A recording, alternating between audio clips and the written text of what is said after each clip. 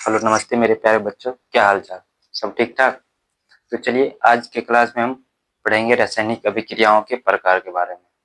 समझ गए? हमने पिछली कक्षा में पढ़ा था रासायनिक अभिक्रिया एवं समीकरण, उनके बारे में समझे थे डिटेल में। अब हम इस चैप्टर में समझेंगे रासायनिक अभिक्रियाओं के कितने प्रकार हैं और उन प्रकारों के बारे में अच्छे से और आसान भाषा में डिटेल में समझने की कोशिश करेंगे। समझ गए? अगर आप लोगों को कहीं दिक्कत हो तो आप लोग हमें कमेंट कर सकते हैं। समझ गए? तो चलिए हम लोग शुरू करते हैं। देखिए, चलिए शुरू करते हैं। देखिए क्या था, रासायनिक अभिक्रियाओं के प्रकार।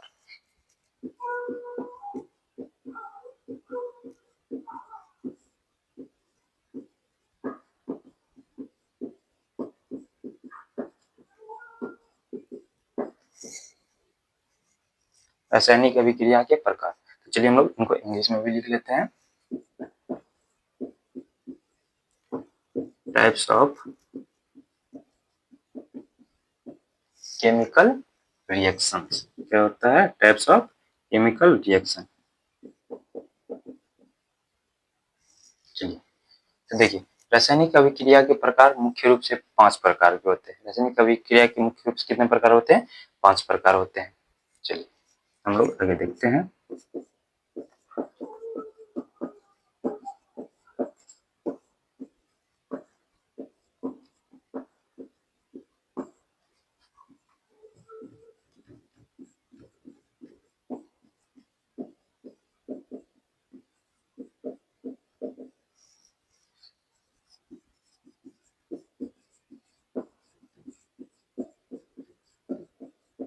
चलिए तो हम लोग आगे देखते देखिए क्या है।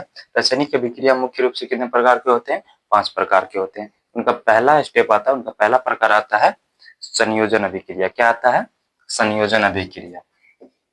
तो चलिए हम लोग देखते हैं पहला क्या होता है। संयोजन अभिक्रिया। संयोजन अभिक्रिया, इसको इंग्लिश में कॉम्बिनेशन रिएक्शंस कहते हैं। क्या कहते हैं? Combination reaction.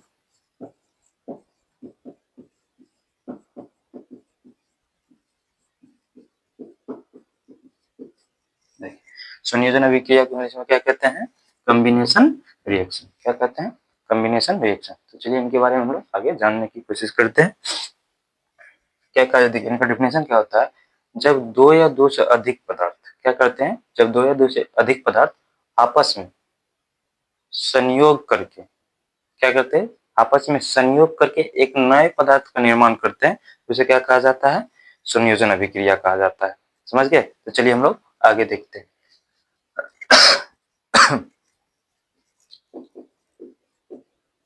जब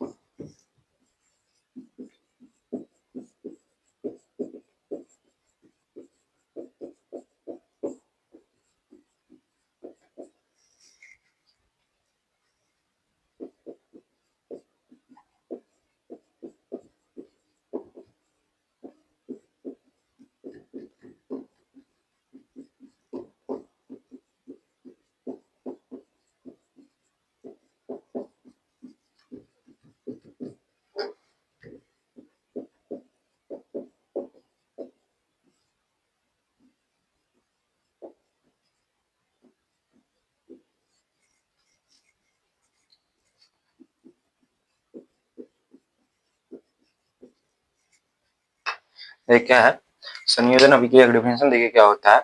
जब दो या दो से अधिक पदार्थ आपस में संयोग करके क्या करते हैं? एक नए पदार्थ का क्या करता है? निर्माण करता है। इसे हम लोग क्या कहते हैं? संयोजन अभिक्रिया कहते हैं। क्या कहते हैं? संयोजन अभिक्रिया कहते हैं।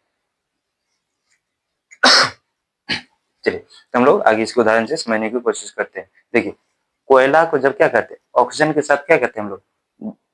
ऑक्सीजन की उपस्थिति में हम लोग क्या कहते हैं? जलाते हैं। कोयला मतलब क्या? कार्बन। कार्बन को हम लोग क्या कहते हैं? ऑक्सीजन की उपस्थिति में क्या करते हैं? जलाते हैं। जब जलाते हैं तो हमें क्या प्राप्त होता है?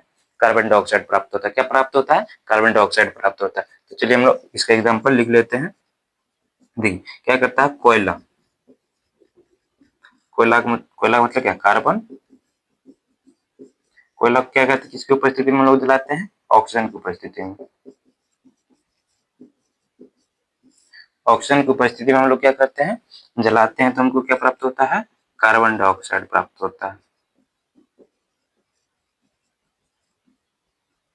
क्या होता है, कार्बन डाइऑक्साइड प्राप्त होता है। चलिए इसको हम लोग सूत्रों के द्वारा देख लेते हैं। देखिए कोयला को हम लोग क्या लिख सकते हैं, सी लिखते हैं, और ऑक्सीजन को हम लोग क्या लिखते हैं, O2 लिखते हैं। जब ये दोनों आपस में क्या करते हैं, संयोग करते हैं, मतलब क्या, आपस में जब जुड़ते हैं, क्या करते हैं, जब आपस में संयोग करते हैं तो क्या बनाता है, कार्बन डाइऑक्साइड, मतलब CO2 बनाता है। आपको पता है CO2 एक क्या है, गैस है, और ये भी देखिए ऑक्सीजन भी क्या है, एक गैस है, और कार्बन क्या है, सॉलिड है। समझ गए ना। तो आप बुक में देखे होंगे कि देखिए उसके नीचे में क्या होता है, ऐसे एस लिखा रहता है, यहाँ पे जैसे जी लिखा रहता है, जी लिखा रहता है। इसका मतलब ये उससे दर्शाता है, उसको ये दर्शाता है कि क्या, क्या ये क्या है, गैस है, ऑक्सीजन भी क्या गैस है, और कार्बन क्या आपका सॉलिड है, मतलब क्या, ठोस है। समझ गए। चलिए हम लोग इसका दूसरा देखते हैं, मतलब दूसरा प्रकार में क्या होता है, दूसरा प्रकार वियोजन अभिक्रिया होता है। तो उनके बारे में भी हम लोग क्या करते हैं, समझने की कोशिश करते हैं अच्छे तरीका से। अगर आप लोगों को कहीं दिक्कत आ रही है तो आप लोग कमेंट में पूछ सकते हैं। समझ गए ना। चलिए हम लोग दूसरा देखते हैं।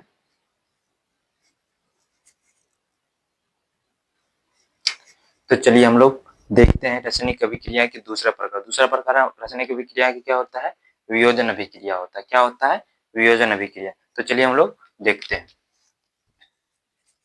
तो दूसरा प्रकार क्या हो जाएगा, वियोजन अभिक्रिया। वियोजन, देखिए वियोजन को अपघटन भी कहा जाता है। क्या कहा जाता है, अपघटन भी कहा जाता है। तो चलिए उनको भी लिख लेते हैं। वियोजन को क्या कहा जाता है, अपघटन। अपघटन भी कहा जाता है। तो क्या हो जाएगा, वियोजन अभिक्रिया। क्या हो जाएगा, वियोजन अभिक्रिया। तो इनको इंग्लिश में भी हम लोग चलिए देख लेते हैं। इसको इंग्लिश में कहते हैं डिकम्पोजिशन। क्या कहते हैं, डिकम्पोजिशन रिएक्शन। क्या कहा जाता है, डिकम्पोजिशन रिएक्शन।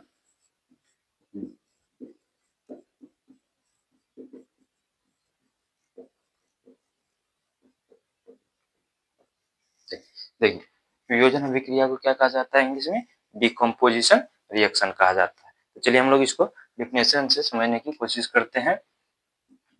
देखो क्या कहते हैं, वियोजन अभिक्रिया को चलिए समझने की कोशिश करते हैं। देखिए क्या कहता है, जब एक पदार्थ क्या करता है, एक पदार्थ टूटकर अलग अलग दो या दो से अधिक नए पदार्थ का जब निर्माण करता है, तो उसे हम लोग क्या कहते हैं, वियोजन अभिक्रिया कहते हैं। क्या कहते हैं, वियोजन अभिक्रिया कहते हैं। मतलब एक पदार्थ जब टूटता है तो क्या करता है, दो दो पदार्थ बनाता है, दो से अधिक भी पदार्थ बना सकता है। उसी बनाने की प्रक्रिया को क्या कहा जाता है, वियोजन अभिक्रिया कहा जाता है।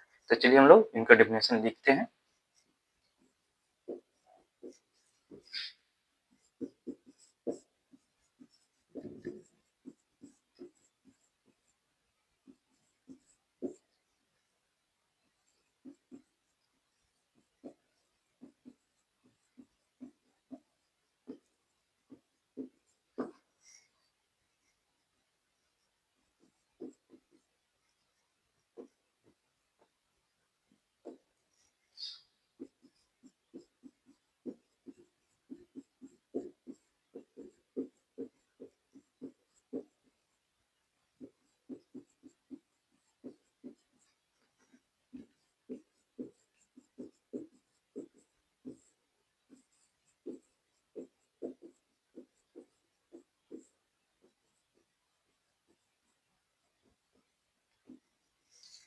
चलिए देखिए क्या कह रहा है, जब दो या दो से सॉरी जब एक पदार्थ टूटकर दो या दो से अधिक नए पदार्थ का क्या करता है, निर्माण करता है, मतलब बनाता है, तो उसे हम लोग क्या कहते हैं, वियोजन अभिक्रिया कहते हैं। क्या कहते हैं, वियोजन अभिक्रिया कहते हैं। चलिए हम लोग इसको एक उदाहरण से समझने की क्या करते हैं, कोशिश करते हैं। देखिए जब कैल्शियम कार्बोनेट को, एक उदाहरण लेते हैं, कैल्शियम, जब कैल्शियम कार्बोनेट को क्या किया जाता है, गर्म किया जाता है। क्या किया जाता है, जब कैल्शियम कार्बोनेट को गर्म किया जाता है तो देखिए क्या क्या प्राप्त होता है, कैल्शियम ऑक्साइड प्राप्त होता है। क्या प्राप्त होता है, कैल्शियम ऑक्साइड प्राप्त होता है, और क्या होता है, कार्बन डाइऑक्साइड प्राप्त होता है। तो चलिए हम लोग इस उदाहरण को लिखते हैं। चलिए देखिए क्या होता है, कैल्शियम कार्बोनेट को, किसको, कैल्शियम कार्बोनेट को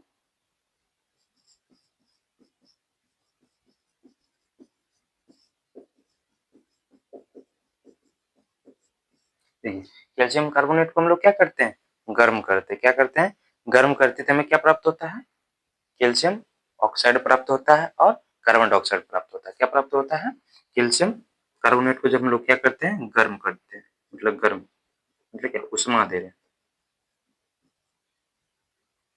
जब हम लोग कैल्शियम कार्बोनेट को क्या करते हैं, गर्म करते हैं, तो हमें क्या प्राप्त होता है,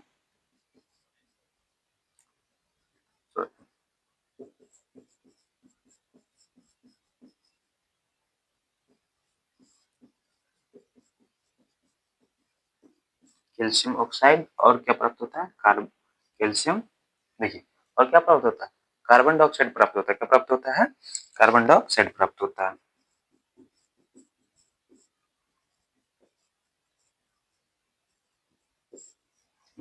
देखिए कैल्शियम कार्बोनेट को क्या किया जाता है, जब गर्म करते हैं हम लोग, तो क्या प्राप्त होता है, कैल्शियम ऑक्साइड और साथ में क्या होता है, कार्बन डाइऑक्साइड प्राप्त होता है। चलिए हम लोग इसको सूत्र के द्वारा देख लेते हैं। कैल्शियम कैल्शियम कार्बोनेट का सूत्र क्या होता है, आप लोगों को पता है तो आप लोग कमेंट कीजिए। देखिए कैल्शियम कार्बोनेट का सूत्र होता है CaCO3। क्या होता है, CaCO3।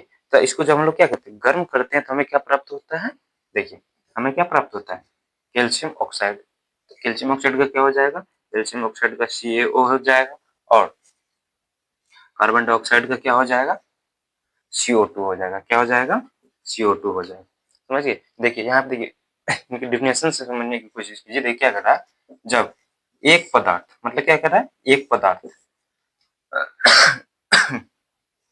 जब एक पदार्थ टूट कर क्या होता है, टूट कर क्या कहता है, दो या दो से अधिक पदार्थ, मतलब देखिए यहाँ पे एक और दो, यहाँ पे देखिए दो पदार्थ है, क्या कर रहा है, दो या दो से अधिक नए पदार्थ का क्या करता है, निर्माण करता है। तो उसे क्या कहा जाता है, वियोजन अभिक्रिया कहा जाता है। क्या कहा जाता है, वियोजन अभिक्रिया कहा जाता है।